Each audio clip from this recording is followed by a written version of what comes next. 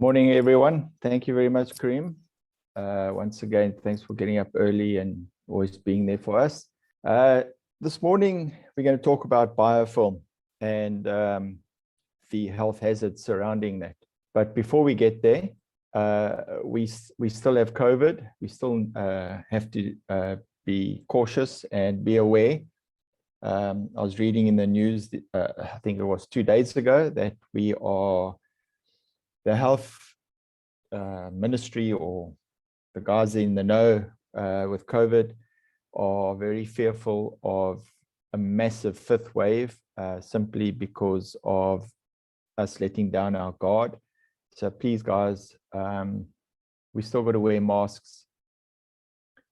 You still got to keep your hands clean. Avoid touching your eyes, nose, or mouth. Avoid contact with people who are sick. Keep your distance. Still got to cover your cough or sneeze. It's just the right thing and the socially accepted thing to do. And then obviously clean and disinfect frequently used surfaces and objects. Right, so that is COVID. Just remember, guys, it's very prevalent still.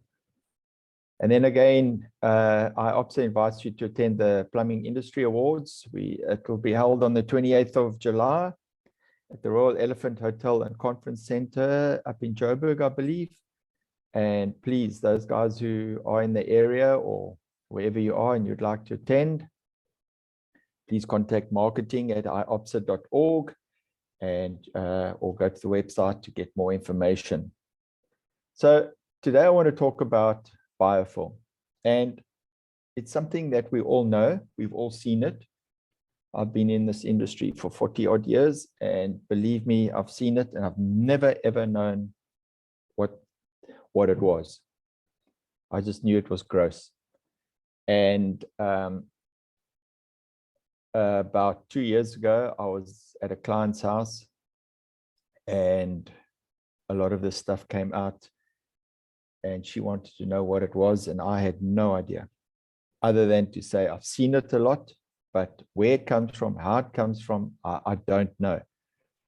And I belong to a large WhatsApp group down here in the Helderberg, Somerset West in the Cape, and I put it out there, and I got a million different answers, but not the correct answer, which showed me that out of 80 odd plumbers on the WhatsApp group, none of them, including myself, knew what this was. I showed them a picture and no one could give me the right answer.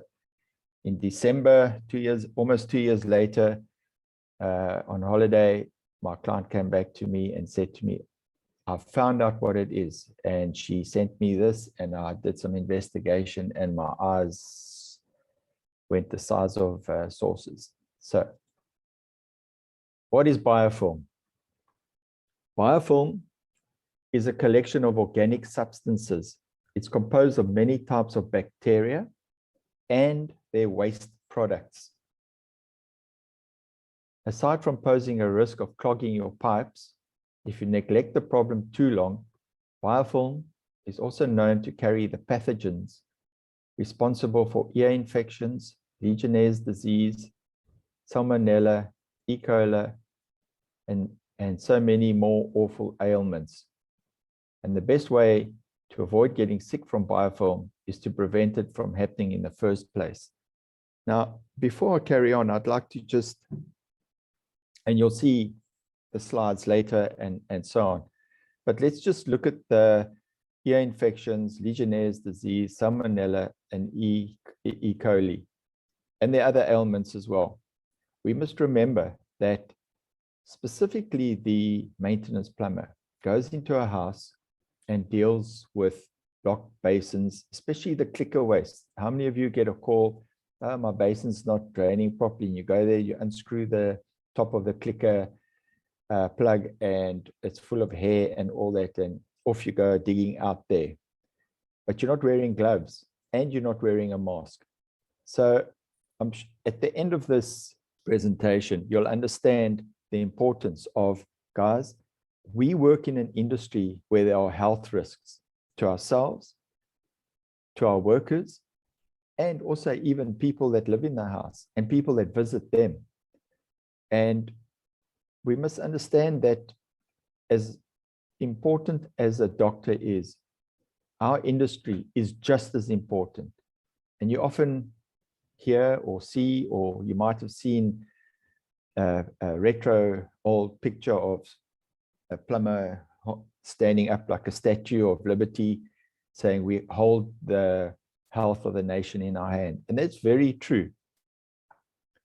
And we need to start, like a doctor is a professional. We are also professionals.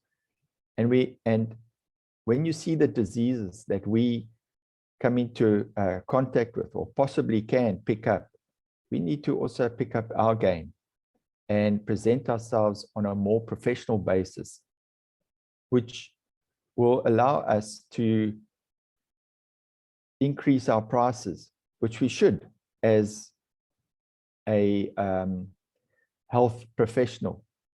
And there's no reason why we should be working for the prices that some of us do. So please, we need to, this presentation is about the health hazards, and it's about us upping our game to be more professional, because we are also in the health industry and we also prevent diseases and sicknesses. So yeah. So what is biofilm? It is the slime, which is usually a buildup of bacteria. It's bacteria living on hair, hand lotion, soap film, toothpaste, and phlegm. And it clings to the waste pipes, the 40 ml, the 50 ml waste pipes in the walls, catching hair and debris, slowing down the draining and eventually leading to a clogged pipe. The slime means it's time to clean the sink. And as I said earlier, it starts right at the very beginning, at the waste in the basin or the shower or the sink or the bath. And we see it from there. Now, we talk about, it talks about hand lotion, soap film, toothpaste, hair, phlegm. We must remember, we're going into houses where we know nothing about the people. We have no idea what diseases they have, what illnesses they have, what viruses they carry. And they are brushing their teeth. And I don't have to tell you how we brush our teeth and spit and clear our throats and all that stuff into the basin. And those are living organisms, bacteria, that are going into the drain and are hanging around there. And just as Legionnaire's disease thrives in a temperature of around 25 to 50, 55 degrees,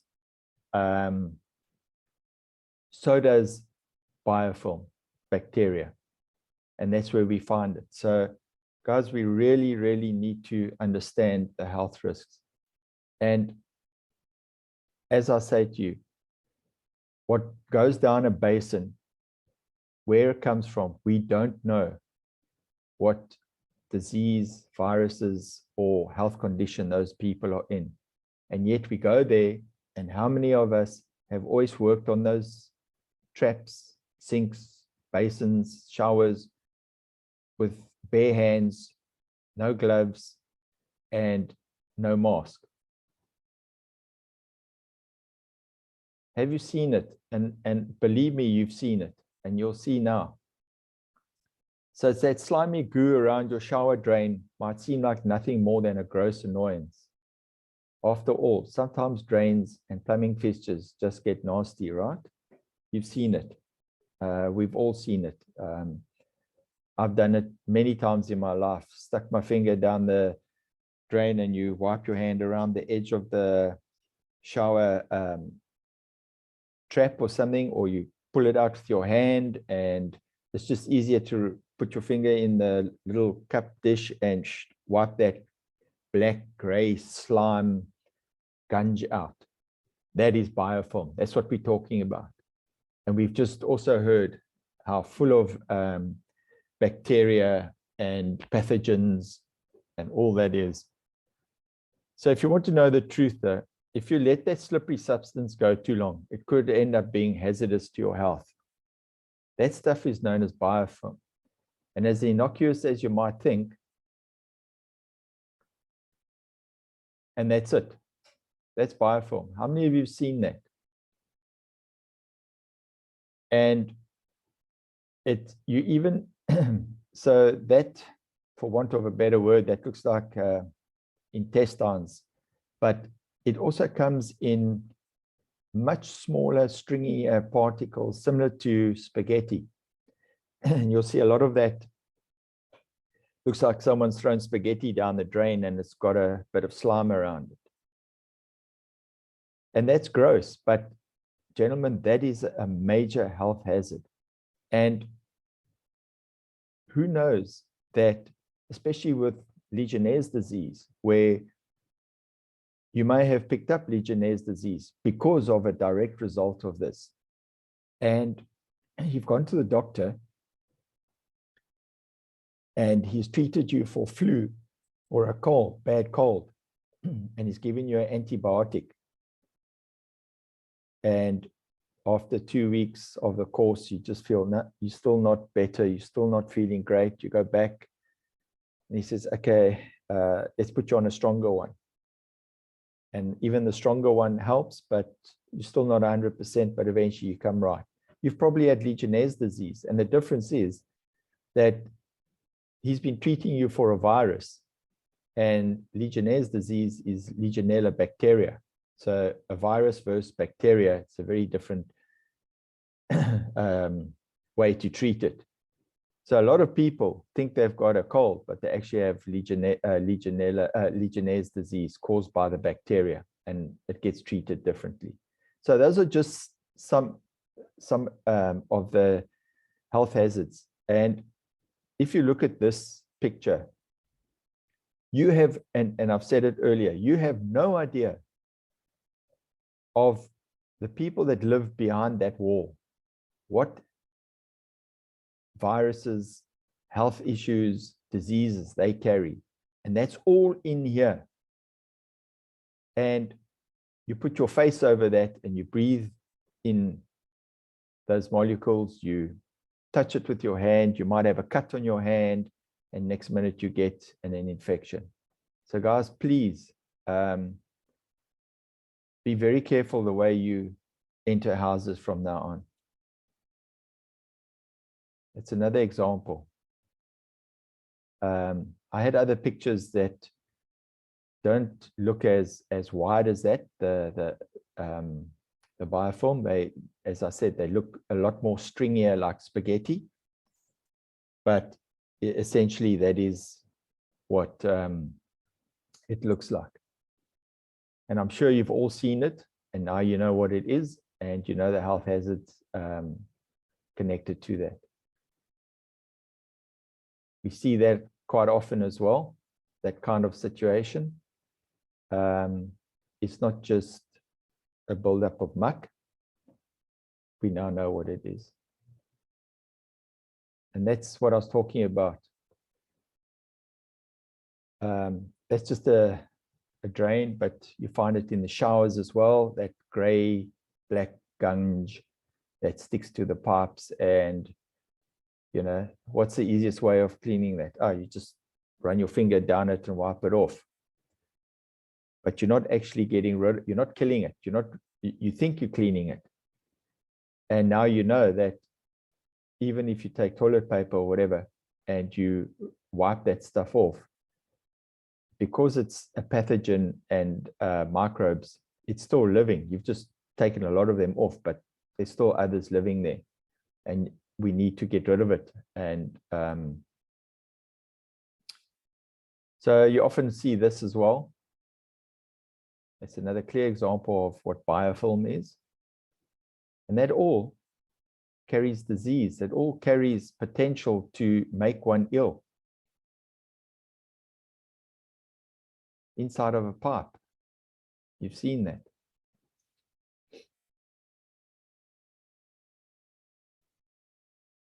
So how do we prevent biofilm? Well, biofilm forms naturally anywhere where there's stagnant moisture. As we said, you specifically basins, baths, and showers where you get that buildup of the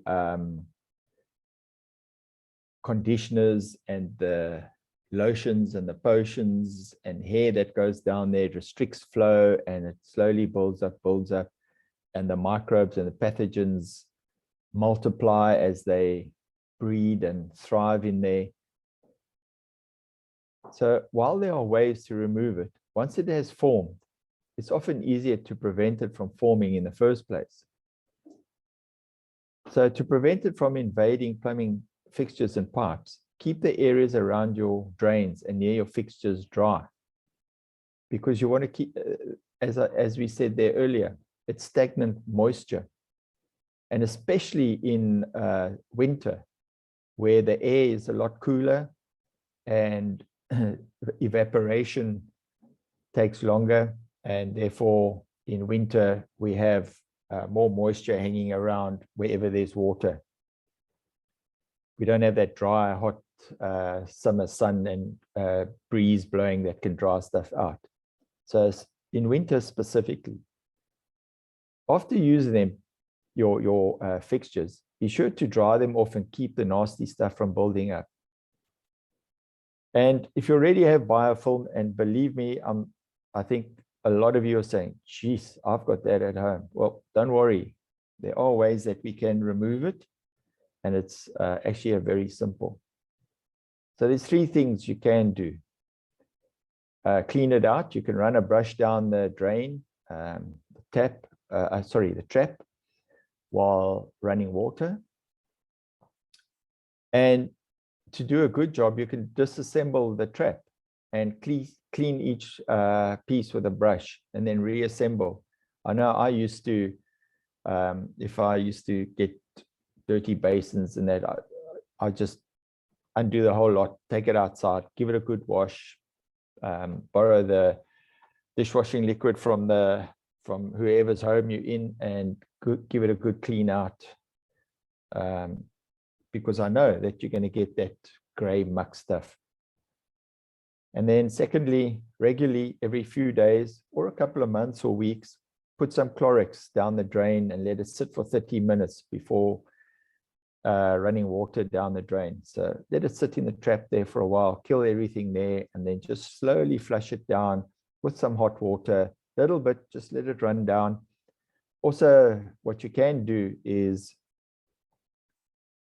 where the drain exits the building over the gully, if it's still an older house, you can block that and then just fill it up with, fill that whole run of waste pipe up with Chlorix, or otherwise what you can do is vinegar, baking soda, and boiling water.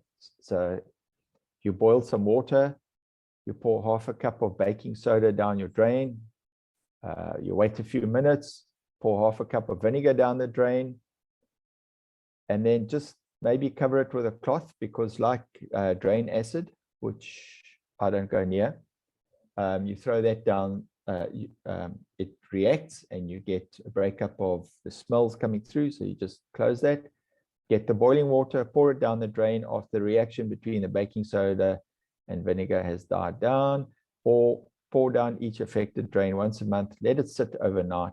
Make sure nobody's going to use that, the sink, the tub, etc. after you put the enzyme in, and it'll simply wash away. Sometimes it'll loosen a lot of stuff, and you might just have to give it a bit of a plunge to loosen it all. That's why if possible, I would go to the outside, put a plug in the pipe there, pour that stuff down, fill that whole pipe up, just let it leak out, because otherwise you don't want to cause a bit of an airlock on the end. Plug it, pour the stuff down, and leave it for an hour overnight or whatever, and then you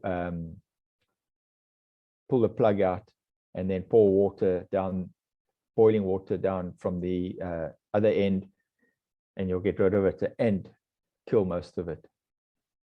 Guys, that is biofilm. I don't know if anyone has any questions. Let me just see. Yeah, so someone, Lawrence Rulfink, said, yesterday we realized, what? We replaced a urinal plastic bottle trap, and I must say, it's the ugliest job, lots of grime. Well, that's it, guys. And hopefully you wore gloves, and hopefully you wore a mask, because you've got to prevent that stuff from getting into your body. Just to share something in terms of how disease can spread. I had a friend who ended up in hospital over a couple of weeks. He had 2 cardiac arrests. He had lockjaw. You cannot believe how his health went down, and he went for every conceivable test. Nobody could help him. Nobody could do anything. It was a complete mystery. And eventually, after 7 weeks, they worked out that he was working in his garden one day, and guys with a bucky with compost drove past, and he bought some of that, and he had a cut or whatever on his hand somewhere, and with his bare hand, that stuff got onto his fingers, got into his system, and he picked up a disease. And eventually they traced that compost had come from the DRC. There are ships that bring compost into this country.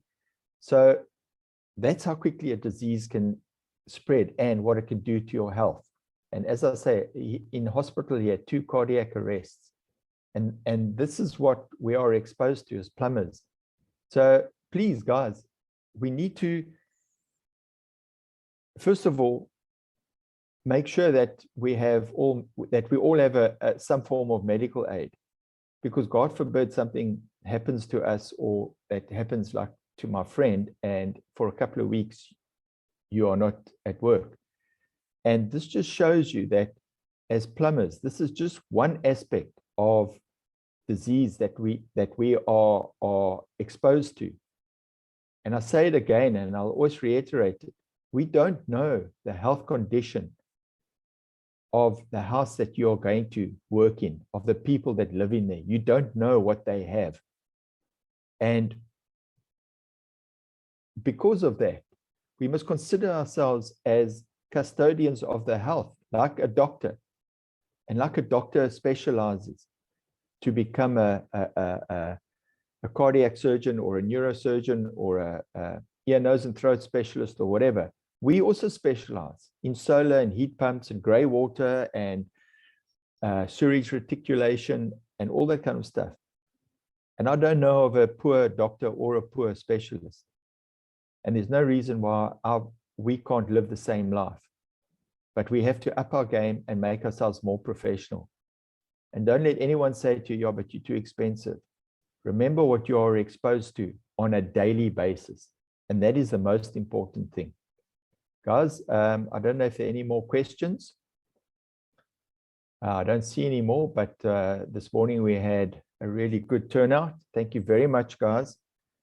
I hope you all keep healthy and safe. And please, guys, just remember, the sooner we as an industry can project a more professional image in the way we dress, going to work, the way we conduct ourselves, the easier it will be to justify higher prices, because in the mind of the consumer, we're just a plumber, and we're not just a plumber. We are as important as any doctor in this country, and you've got to think and live that. Guys, thank you very much. Really appreciate you guys getting up this morning. Thanks a lot, and have a good week.